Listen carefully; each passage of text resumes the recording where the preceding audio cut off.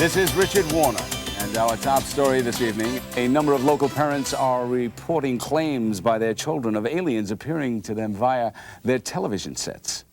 Channel 10 has obtained several exclusive home videos. Are we rolling? Children have been seeing something in their TV static, something adults cannot see. Something adults are not allowed to see. Hey, why can't I come in, huh? I told you, Dad. No adults allowed. Did you get all that, honey? Apparently, these aliens are using a local cable channel to recruit Star Scouts. Sign it off. Today, we're gonna meet some really cool Earth kids who are making a TV show about space. And NASA, that's the National Aeronautics and Space Administration, wants us to help them out. So my pal Zendo and I will do our best to teach them all we know about space travel and technology, or we're not Star Scouts, which we are. But without actual evidence to substantiate these new claims, aliens will probably never be taken seriously here on Earth. We will be back with more of today's news after these messages. This will boost our ratings for sure. When I won the contest to produce my very own cable show, I had no idea any of this would happen. Script, check. Being a producer is a very demanding job. Lipstick, So I was preparing myself for the challenge. Isn't this just too exciting? Your very own TV show. Don't get too excited, Mom. This astronomy show's just what they call a means to an end. I'm hoping NASA will see it and let me into space camp. Because someday, I'm going to be the youngest astronaut ever. Okay, where was I? Clipboard, check. Wake-up call to Tucker. Oh, no, I forgot to call Tucker. Oh, come on. Somebody answer. There's nobody home. There has to be a children. Tucker? So, did you, get everything worked out with Cotton Beat? Sheila, you didn't just make me co-producer because my uncle's an astronaut, did you? Well, actually, Tucker, I figured since you watch so much TV, you'd be kind of invaluable.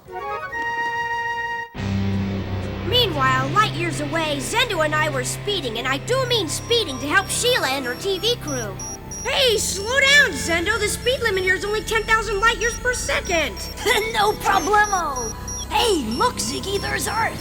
Oh, way cool planet, if I may say so. Oh, my circuits miss our human Star Scout friends. It's been a long time. Your circuits mistook a store dummy for a human the last time we were on Earth. Well, it was very lifelike. Well, this time pay attention. We've got a lot to do, and not much time to do it.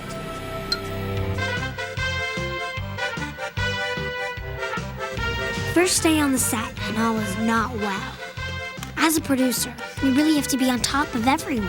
That's what I like most about this job. You get to boss people around. Except for my brother Wilson. He's really smart, and he hides it well. Hi, my name's Tucker, your host for the Kosmo Klub, the only show on television to take you into outer space and back in a half an hour. Today's special guest is Captain Charles P. Conrad Jr. Glad to be here, Tucker. I brought some good space stories and pictures with me. So if you're ready, we'll be right back after this commercial. Cut. Okay, everybody, hold your places for a sec. Heather, when we start again, keep the camera on Captain Pete till I point to the chart. Any questions? Yeah, when do I take that lens cap off? What? I'm just kidding. The show looks great. It's gonna be a big hit. Thanks. Oh, is the chart done yet, Devontae? I don't know if I like this background color. It's space, it's black, it's perfect. If I'm the art director, shouldn't I be directing the art? Yeah, you direct it to me, I direct it from there. Oh, is your video segment all queued up? Don't ask me, I'm just the stupid art director. Oh, and get all that space off you.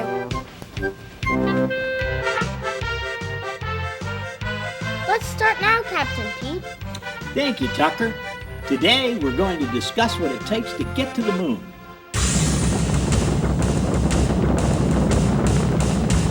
Rocket propulsion is the basis of all spaceflight. No other form of man-made locomotion can impart the thrust necessary to boost an object to the speed that will overcome the gravitational pull of the Earth.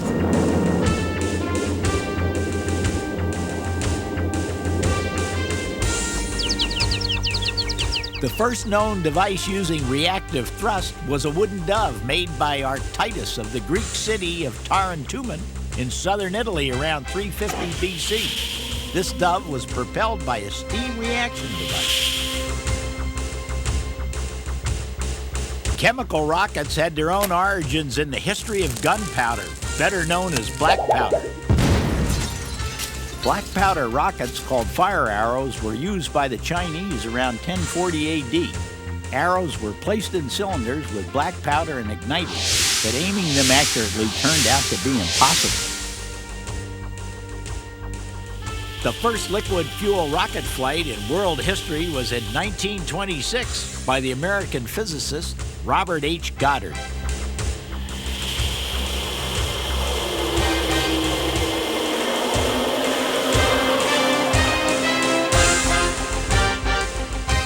This is Apollo Saturn Launch Control. We are still go at this time. Today, liquid fuel rockets with a higher exhaust velocity than solid propellant rockets are the key to spaceflight. With 5 liquid fuel F1 engines totaling 7.5 million pounds of thrust and liquid hydrogen upper stages, the giant Saturn rocket became the model for advanced space missions. Fuel tanks hold hundreds of tons of fuel.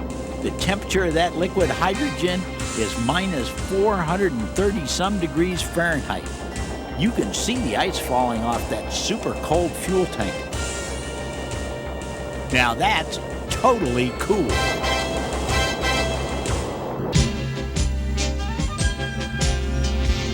The efforts of a team comprising the armed forces, other government... What's up, Cygy? You look down. 20 trillion cable channels and I can't find that kid's space show anywhere. Then can we watch Love Boat? How is that gonna help? The theme is catchy. Hold the phone, Zendo. There it is. Accessing. Kosmo Klub, local cable program run entirely by kids. Mission to provide information on outer space. Wicked. That's it. That's the show we've been searching for. Look. Isn't that one of our astronaut friends? Correction. The human adult is Captain Charles Pete Conrad Jr., United States Navy, retired. Mission highlights. Commanded Gemini 11 mission, September 18, 1966, at a then record altitude of 850 miles. Member of Apollo 12 mission, launched November 14, 1969. Second team to walk on the moon. Commanded Skylab 2 space station mission, May 25, 1973. Your databank is missing one vital piece of information. Captain Pete was once a Star Scout. Ow, one little mistake. A big mistake, I'd say. Anyway, they still need our help. Gas up the spaceship, Zendo. Next stop, Earth. I can't believe I'm in the same building as Captain Charles Pete Conrad Jr. One small step for man, one giant step for television. A giant step backward, if you ask me. Wilson, after the wrap of this show, and I use that term loosely, I want my stage returned to mint condition. And fix this air conditioner. I think I'm catching a cold. I sure hope it's easier up in space. Now remember, Zendo, only kids can see us. Query, why do adults fail to access visual stimulation of alien life forms? Because kids are less likely to be afraid of aliens than adults. Understood. And this time, stick by me. You have a knack for getting into trouble. Oh, I always listen to you, Cygy. Then why do I feel like I'm talking to deaf antennas sometimes? What did you say? Whoop, there it is. You watch too much MTV, Zendo. That's lunch.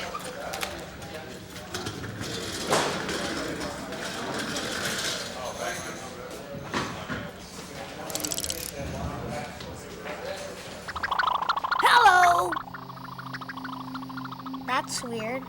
No, it's just an alien. A what? Earth looks much bigger from space.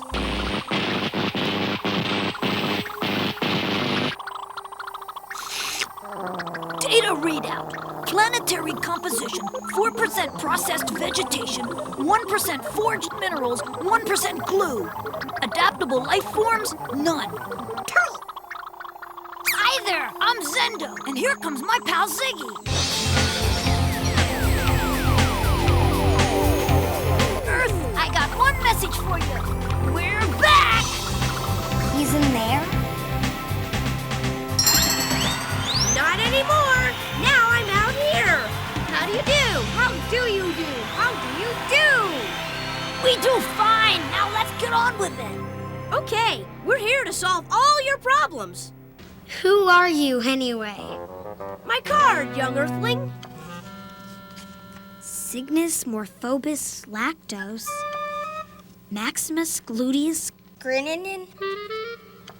E pluribus unum helosis. Takes 7 minutes to pronounce. You forget what you said at the beginning by the time you get to the end. Just call me Cygy! Zendo and I are Star Scouts! Can we see inside your ship, Cygy? Can the sun melt a snowman from 2.9 billion miles away? You bet your 7 million brain cells. Hop aboard! Wait, we'll never fit in there. Wanna bet?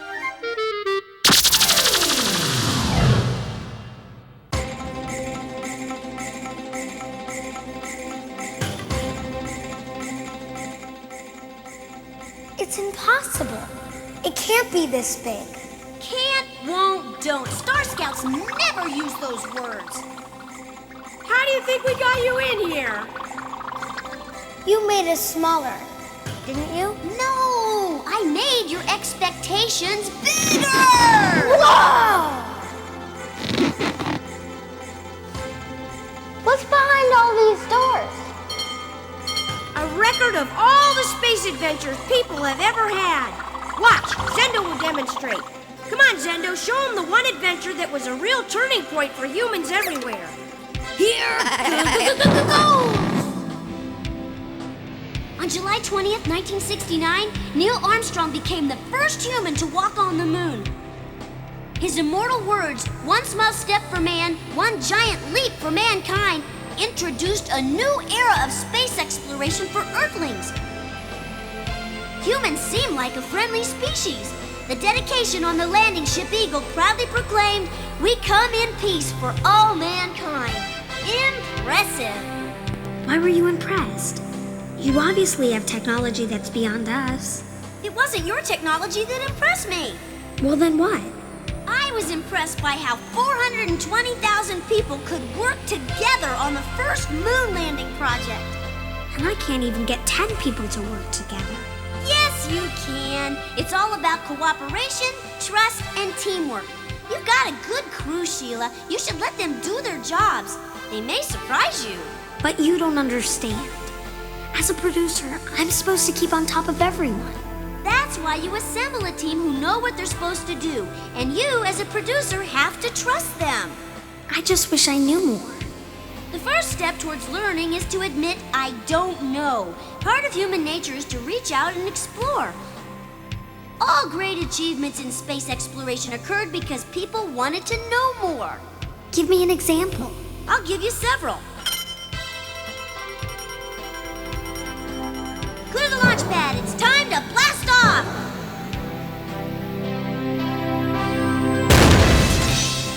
In 1609, Galileo Galilei constructed Earth's first astronomical telescope. For the first time ever, man felt that he could reach out and touch the stars. It would take almost 300 years before man would realize his dream of powered flight.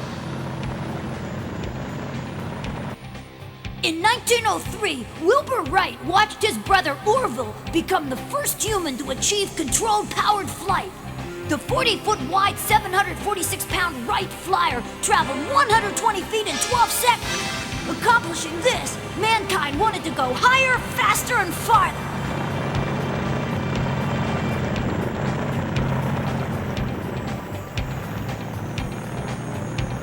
1927, Charles Lindbergh, a former airmail pilot, took off from New York to try to win a $25,000 prize for the first airplane to fly from New York to Paris.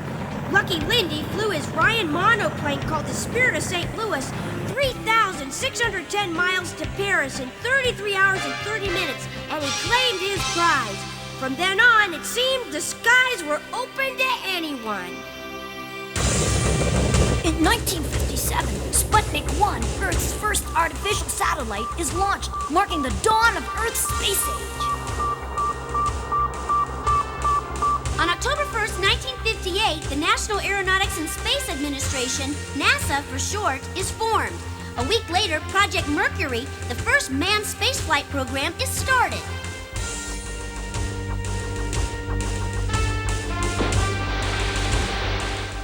In 1961, Soviet cosmonaut Yuri Alexeyevich Gagarin was the first man in history to fly in space. Monitored closely, Gagarin practiced eating, drinking, and writing his own observations of the flight during his 108 minutes aloft. Oh, just think, in less than 2 hours, Gagarin's Vostok spaceship had blasted off, circled the world, and landed.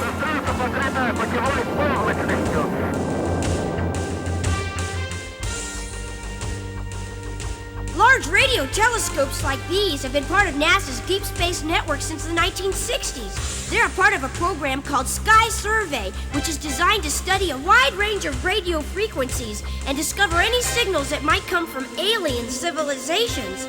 Programs like Sky Survey are part of Project SETI, which stands for Search for Extraterrestrial Intelligence. So far, we haven't found any concrete evidence of ETs, but the search goes on. On March 2nd, 1972, space probe Pioneer 10 is launched. In 1976, the Viking 1 space probe lands on Mars. Its mission, to seek out extraterrestrial life on the Red Planet. In 1977, the first spaceship Enterprise undergoes flight testing. 20, 10, 5, 3, touchdown. In 1981, the shuttle Columbia, Earth's first reusable spaceship, makes its first orbital flight.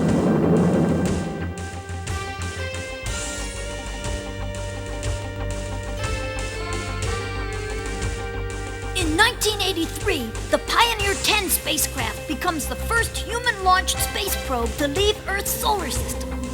This is all amazing stuff. That's right, Sheila. When people put their heads together and work as a team, anything is possible. Roger, roll, Discovery. Crew confirms roll program. Houston now controlling.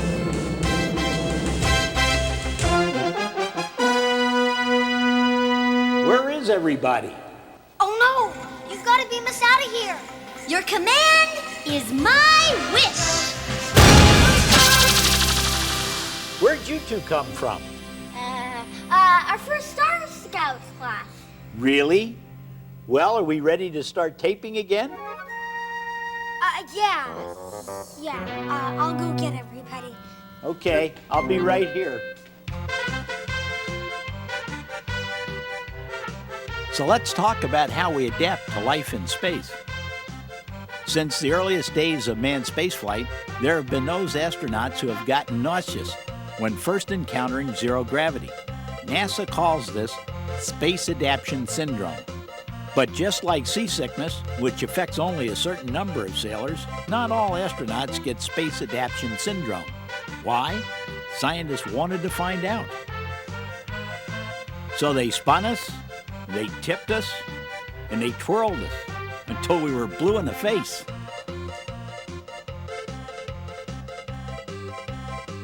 Believe it or not, to find out the effects of weightlessness on humans, they even sent goldfish into space.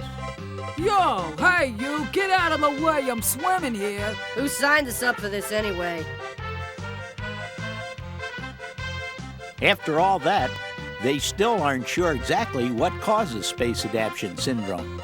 Generally, the symptoms disappear in about 3 days, Some astronauts try to alleviate symptoms by reducing unnecessary head movements and taking a drug astronauts call Scopedex. To get used to zero gravity without going into space, astronauts train in a KC-135 jet, also known as NASA's Vomit Comet. Like a roller coaster, the jet makes controlled climbs and descents, which produce 30 to 35 seconds of weightlessness.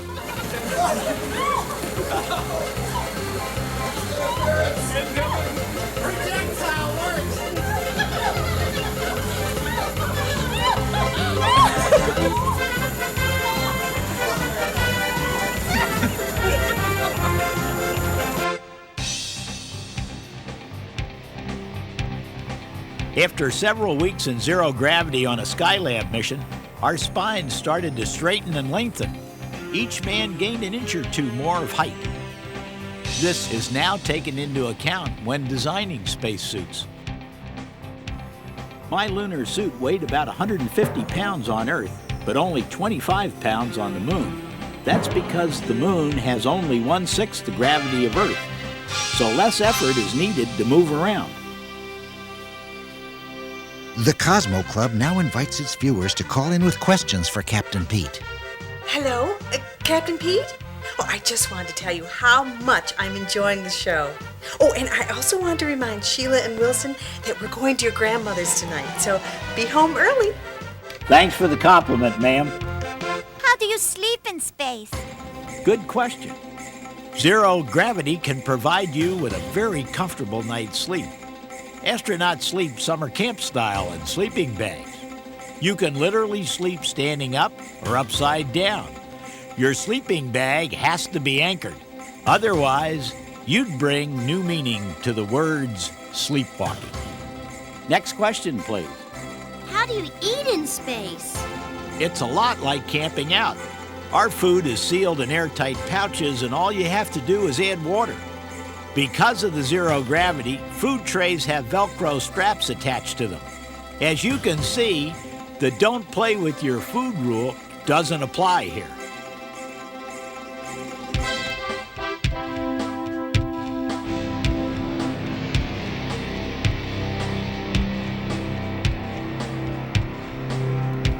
On early missions, astronauts had to squeeze chicken and dumplings or bacon and eggs out of a tube. Later, we used hot water squirters to heat up and hydrate dehydrated food. NASA has a Food System for Spaceflight Research program designed to develop food technology and dispensing techniques. In fact, soft drink technology was first tested in space on the Space Shuttle Challenger. What's it like to live with other astronauts on a mission? I'm glad you asked. Whenever you find yourself in close living quarters with a group of people, you try your best to get along. This means cooperation and respect. Teamwork's also essential. You have to depend on each other. Everyone has his own responsibilities. Your day is divided up between work, play, and exercise.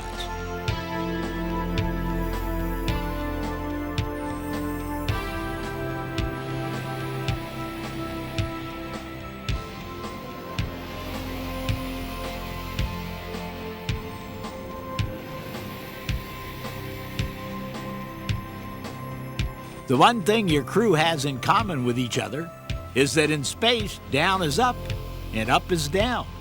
Once you adapt to zero gravity, you'll find that you can do any kind of a task, which may crack up your fellow crew members. How do you, go to the bathroom in space? That may sound like an embarrassing question, but it's a valid one. Astronauts have to be sufficiently potty trained before a mission. A space toilet has float restraints and a seat belt to keep you from floating away. You have to sit exactly right on the toilet or risk letting something escape and find some other place of rest. Look out! A suction device at the bottom of the toilet pulls the waist down.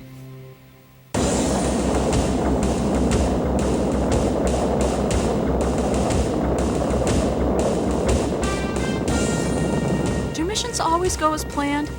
Not always. In fact, the Apollo 11 moon landing was almost aborted. Altitude 1600. Eagle looking great.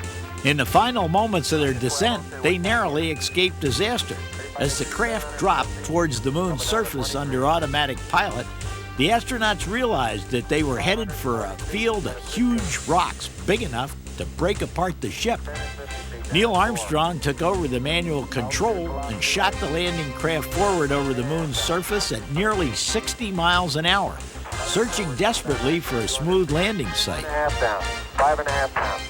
Armstrong found a small clearing, headed for it, but then lost sight of the clearing in the clouds of dust raised by the descending craft. 6 forward. 60 seconds. Feeling his way through, he brought the craft down onto the surface. When it finally landed, only 20 seconds of fuel remained. Whew! Tranquility Base here. The Eagle has landed. I'm going to step off the limb.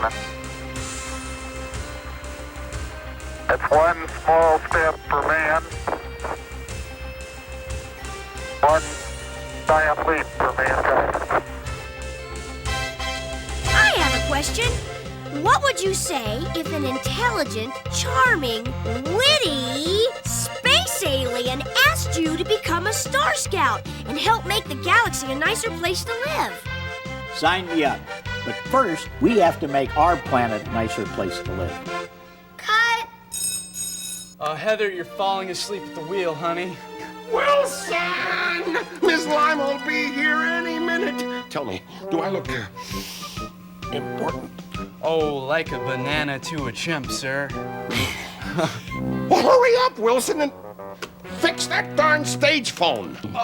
The kids need me here until the show's finished, sir. Oh, believe me, Wilson, this show is finished. You know, that Wembley guy was way wrong. The phone started ringing off the hook. Our Star Scouts mission was a complete success, and the kids show was a hit. Tucker, our show's a hit! It's a hit! Star Scouts! Star Scouts! The next day, the kids were home watching the latest space shuttle launch on TV. There was a news reporter interviewing another old buddy, Captain Dick Gordon. Correct. Human is Richard F. Gordon Jr., Captain United States Navy, retired. Mission highlights: walked in space for 115 minutes on 3-day Gemini mission, launched September 12, 1966. Orbited the moon on Apollo 12 mission, November 14, 1969. 1971, became Chief of Advanced Programs for the Astronaut Office, worked on design and testing of Space Shuttle. Well, Captain Gordon, do you have any thoughts on the recent spate of alien sightings? Well, Richard, it's funny you should ask. Several of the Apollo astronauts reported feeling a presence on the moon, almost as if someone or something was up there. We were right there with them, watching out for our NASA space buddies and having a little bit of fun, too.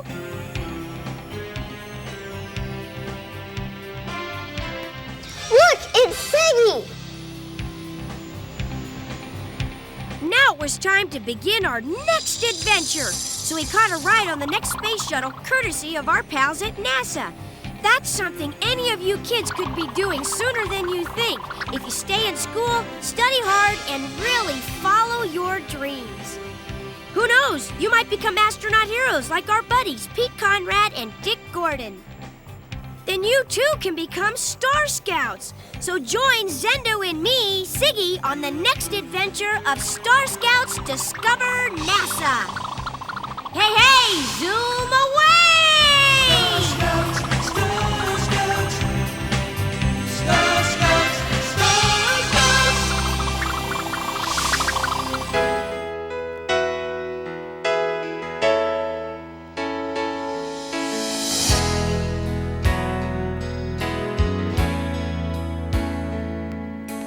Our new friends, we are here to welcome you.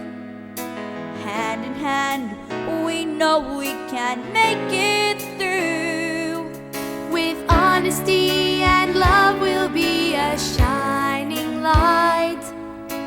Hand in hand, we'll do our best to make things right. 'Cause we are the children of the planet.